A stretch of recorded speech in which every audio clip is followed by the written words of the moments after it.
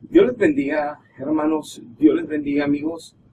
El día de hoy vamos a estudiar la única carta que está en la Biblia que el apóstol Pablo le escribe a un miembro de la iglesia, una de las iglesias de Colosas, que se llama Filemón. Este siervo de Dios, este participante en el reino de Dios, aportaba obviamente con su capacidad económica, con las bendiciones que Dios le había dado, ponía su casa para que ahí fuera la iglesia. El ministro que estaba al frente de esa congregación, según lo revela la carta, es Arquipo. Y ahorita veremos el desarrollo de esta carta.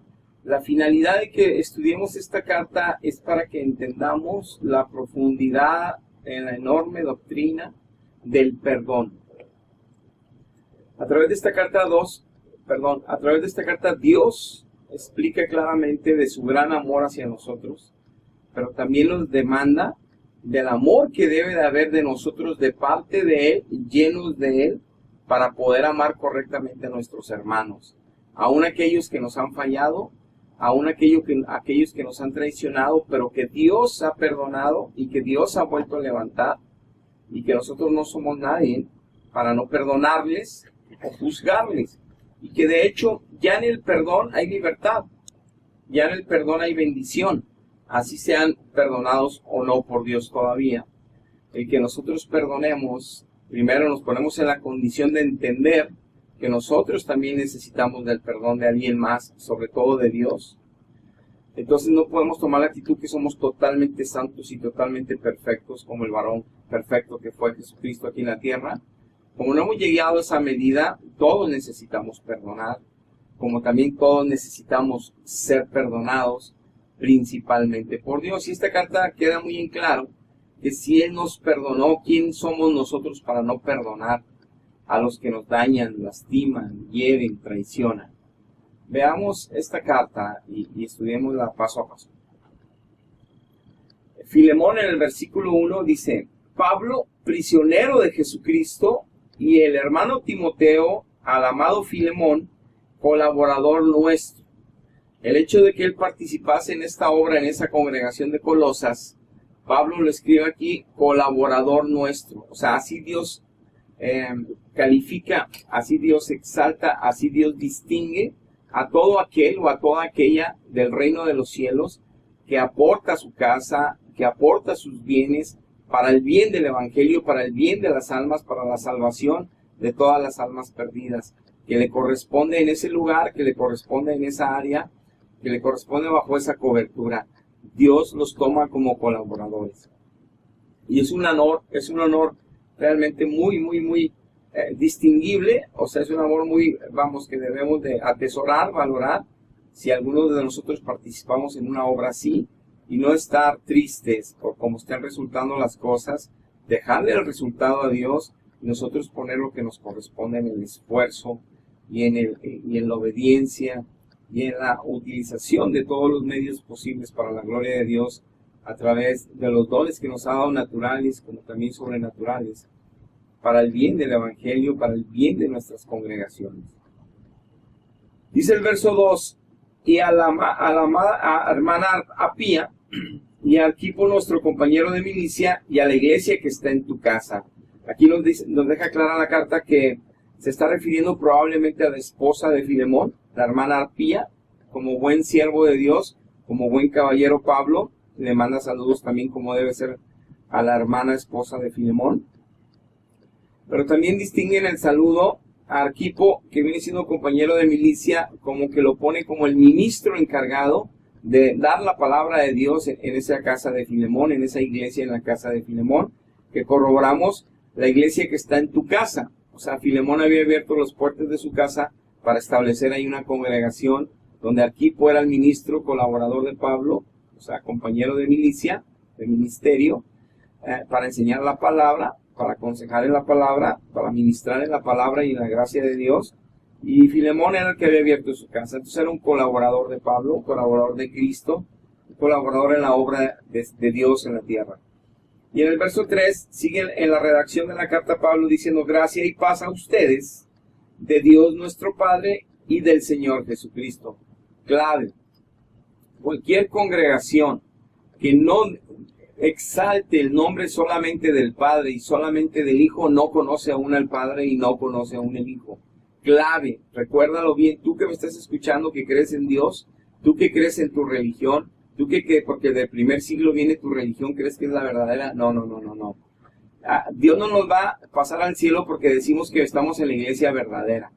Dios nos va a pasar al cielo porque conocemos al Padre, conocemos al Hijo, y eso nos hace vivir conforme a Él le agrada y como a nosotros nos conviene. Y entonces entendemos toda la Escritura sin necesidad que nadie nos la enseñe, aunque sí use Dios maestros, profetas, pastores, evangelistas, aunque use ministerios, el Espíritu Santo es el único que nos la enseña, es el único que nos la coloca, es el único que nos da entendimiento, aunque use otras bocas, o que use nuestros ojos y nuestra mente a leerla. Dios es el único que edifica, Dios es el único que da crecimiento, Dios es el único que revela al Hijo, y el Hijo es el único que revela al Padre, como lo dice el mismo Cristo en el Evangelio de Juan. Entonces, nadie puede revelar al Padre, nadie puede revelar al Hijo, si no es ellos mismos, nadie más. Y obviamente el Espíritu Santo de Dios, que viene siendo Dios mismo revelando al Padre y al Hijo. Entonces, si estás en una congregación que aparte de al Padre y al Hijo, veneran otras cosas, otros personajes que se aparecen en el cielo, que se aparecen en la tierra, que vienen de parte de Dios, estás en una doctrina totalmente de engaño, de siglos, que están llenos de religiosidad y de pasión por Dios, según ustedes, a su manera, según sus creencias, están con Dios, pero Dios no está con ustedes, cuando no han entendido que solo el Padre y el Hijo se le glorifican aquí abajo y en el cielo también. Es nada más al Padre y al Hijo dignos de gloria. Y todos los demás no merecen ni siquiera veneración ni nada, solamente el Padre y el Hijo. Dice el verso 4, doy gracias a mi Dios, haciendo siempre memoria de ti en mis oraciones. Era un siervo que Dios intercedía a través de, Jesús intercedía a través de Pablo, sabemos que Jesús como sacerdote allá delante del Padre intercede, como dice el libro de Hebreos, delante de Dios por su pueblo. Y así, aquí en la tierra, Pablo clamaba por Filemón, por la vida de Filemón, por la seguridad de Filemón, por la familia de Filemón, para que se siguiera llevando esa obra, sobre todo por él, por amor a él, pero para que se siguiera llevando la obra y se cumpliese el objetivo de Dios en ese lugar. Dice el verso 5, porque oigo del amor y la fe que tienes hacia el Señor Jesús y para con todos los santos. Certifica Pablo que para poder tener amor a los santos tenemos que tener primero amor a Jesús. Entonces él escuchaba el fruto de fe, el fruto de amor que tenía para con Cristo Jesús, y él escuchaba del fruto de fe, obviamente en consecuencia de una buena relación con Dios, que él estaba siendo un buen colaborador de Dios, abriendo su casa y poniendo todos sus dones para el beneficio del pueblo de Dios en ese lugar. Verso 6. Para que la participación de tu fe sea eficaz en el conocimiento de todo el bien que está en ustedes por Cristo Jesús. Y Pablo sigue ratificando que era necesario que él escribiera y que siguiera confirmando de todo el bien que Dios estaba haciendo en ese lugar a través de los dones de él, de la ayuda de él, pero a través de la participación del ministro, del compañero de milicia Arquipo, como todo lo que Dios estaba realizando en su pueblo en ese lugar, que él tuviera presente y en claro que Dios estaba agradado y que estaba llevándose una obra conforme el corazón de Dios agradable. Dios estaba de alguna manera dando la aprobación, Pablo, de lo que ha escuchado, de lo que se ha testificado de ese lugar, de la participación de Filemón. En pocas palabras, es un buen colaborador de Dios y lo está exaltando Pablo, lo está reconociendo, lo está alentando, pero también le está dando revelación de que Dios está agradado.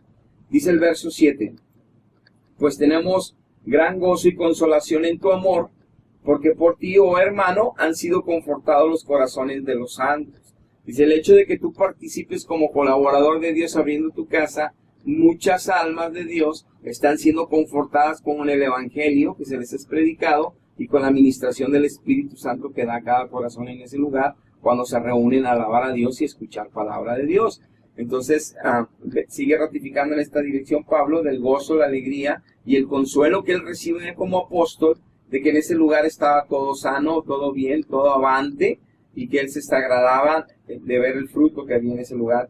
Verso 8, por lo cual, aunque tengo mucha libertad en Cristo para mandarte lo que conviene, más bien te ruego por amor, siendo como soy, Pablo ya anciano, y ahora además prisionero de Jesucristo, te ruego por mi hijo Onésimo, a quien engendré en mis prisiones. En estos 3 versos dice el siguiente, por lo cual, está diciendo, ya que te hablé del buen fruto que llevas en ese lugar, de Dios agradado por tu obra que estás haciendo ahí como colaborador, Filemón, ya que te estoy explicando cómo todos aquí nos estamos gozando de oír el testimonio tuyo, de oír el testimonio de esa congregación, de oír los frutos de Jesucristo que se están implantando por el Espíritu Santo en las almas en ese lugar donde los santos están siendo consolados, ayudados y que están creciendo en Dios, en la mano de Dios. Por lo cual, te quiero pedir lo siguiente, le dice. Por lo cual, hace una separación y dice, viendo que estás bien, viendo que estás haciendo las cosas bien, viendo que eres un buen colaborador de Dios, lo que te voy a pedir por consiguiente, lo que sigue,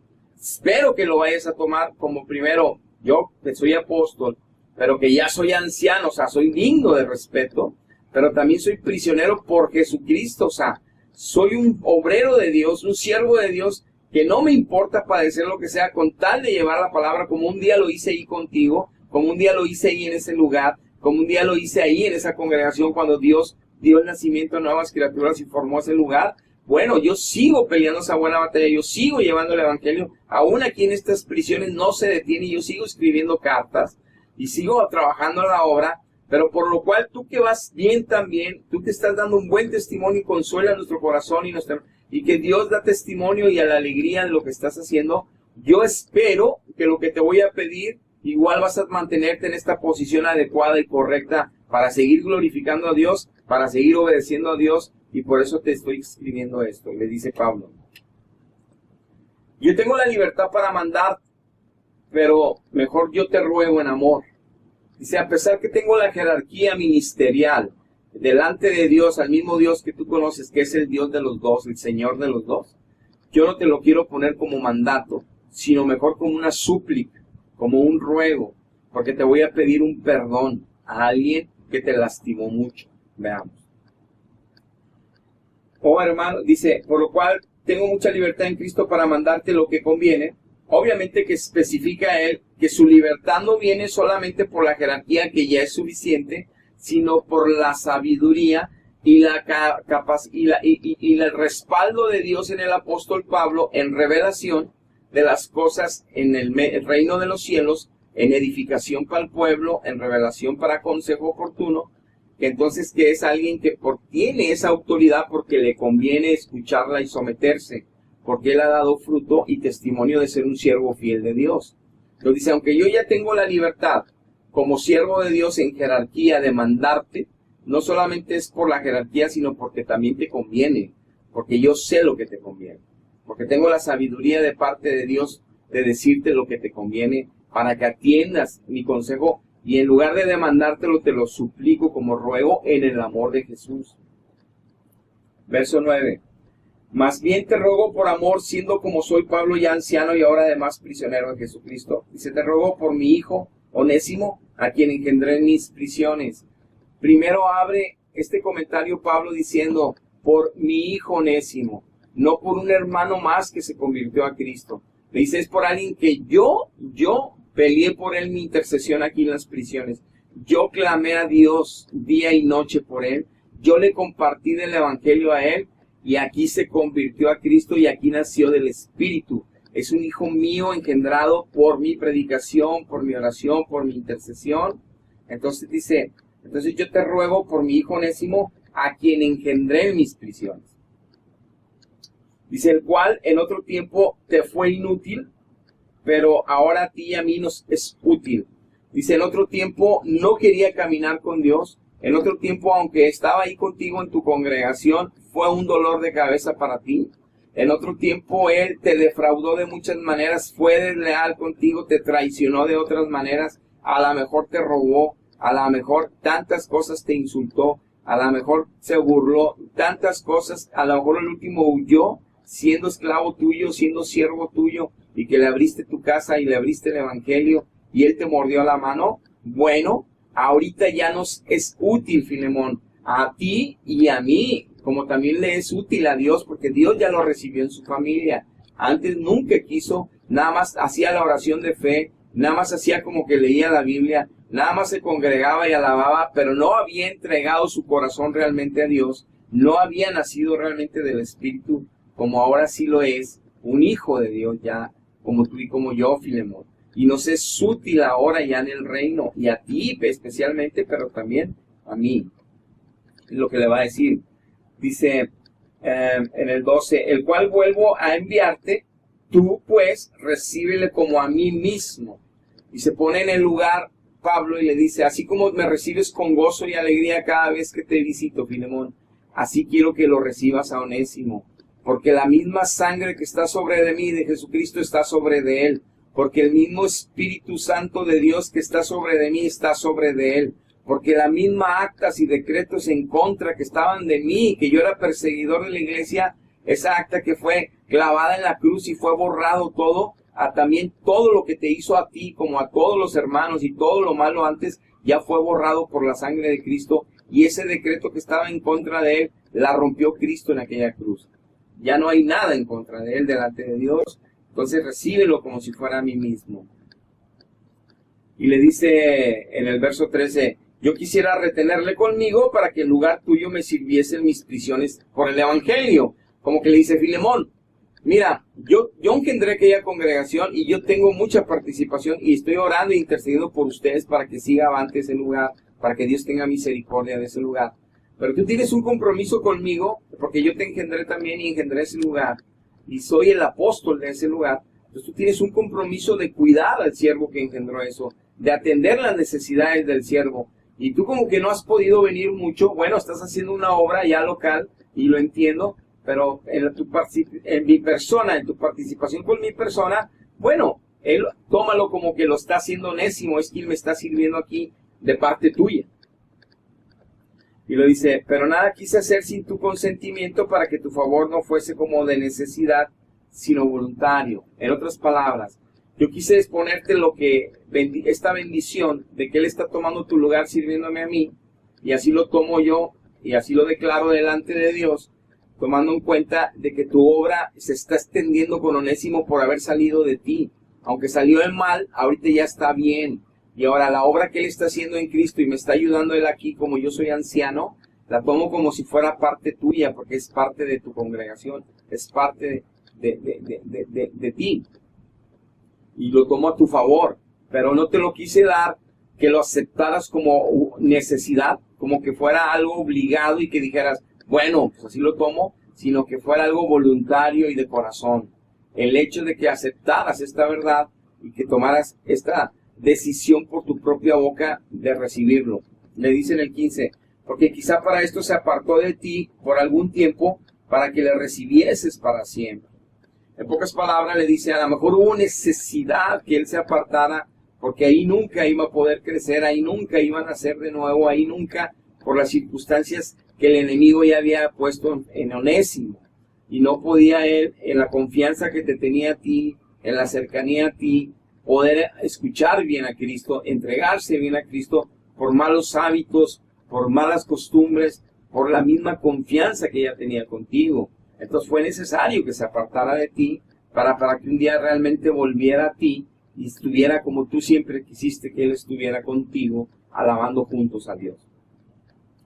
Dice, pero ya no como esclavo, sino más que esclavo, como hermano amado, dando a entender Pablo que un esclavo sí es alguien que te sirve por un salario y por un compromiso moral, pero que un hermano en Cristo debe de servir en un nivel mucho más superior que un esclavo. Debe ser con todo el amor de Cristo, con toda la convicción de ayuda y servicio, sin pedir nada a cambio, sin pedir a un salario. Ese es el nivel de esclavitud en el amor para el servicio a los demás de los hermanos que debe de haber en todo congregante, todo hijo de Dios. Y dice él, como hermano amado, mayormente para mí, pero cuanto más para ti, tanto en la carne como en el Señor. De alguna manera, deja aquí como entredicho que en la carne era mucho más importante para Filemón, pero también era mucho más importante en el Señor esta relación. como que hay un tipo de parentesco entre Onésimo y Filemón. Dice el 17, así que si me tienes por compañero, recíbele como a mí mismo. Y si en algo te dañó o te debe, ponlo a mi cuenta. Yo, Pablo, lo escribo de mi mano, yo lo pagaré, por no decirte que aún tú mismo, tú me debes también. Está diciendo, todo lo que te robó, todo el daño que te hizo, pónmelo a mi cuenta. Porque yo tantas cosas sufrí, desvelos, ayunos e intercedí por ti y por tu familia en aquel tiempo. Entonces, he seguido intercediendo por ustedes para que no caigan de la mano de Dios. He seguido peleando en intercesión delante de Dios por ustedes y tu familia, por ti y tu familia. Entonces, te aseguro que aunque que tú tienes también deuda conmigo, en el sentido de poder recibir a Onésimo en amor, como si me recibieses a mí mismo. Y si algo te debe todavía que tenga él que saldar, pónmelo a mi cuenta, yo te lo pagaré. Y lo dice en el 20, sí, hermano, tenga yo algún provecho de ti en el Señor, conforta mi corazón en el Señor. Te he escrito confiado en tu obediencia, sabiendo que harás aún más de lo que te digo. Y le dice y le confirma, hermano, tú eres un buen colaborador mío, continúa en ese nivel, conforta mi corazón, consuélame, y obedece lo que te estoy encargando. Y yo sé que vas a dar más allá de lo que incluso yo te he encargado, refiriéndose a darle la bienvenida a Onésimo, a reconciliarse con Onésimo, a perdonar a Onésimo y a caminar juntos en el Evangelio, en la obra de Dios, nuevamente, pero ahora los dos en el mismo espíritu. Ya le dice en el 22, así como diciéndole, y si no me obedeces como quiera, prepárame también alojamiento, porque espero que por vuestras oraciones os seré concedido. Te saludan Epafras, compañero de prisiones en Cristo, y los saludan todos los colaboradores. La gracia de nuestro Señor Jesucristo sea con usted en vuestro espíritu. Amén. O sea, que haya fruto para que la gracia llegue al espíritu de Filemón, para que obviamente se pueda realizar en las manos de Dios esta obra de perdón, de reconciliación entre Filemón y Onésimo. ¿Qué nos queda claro en medio de esta carta?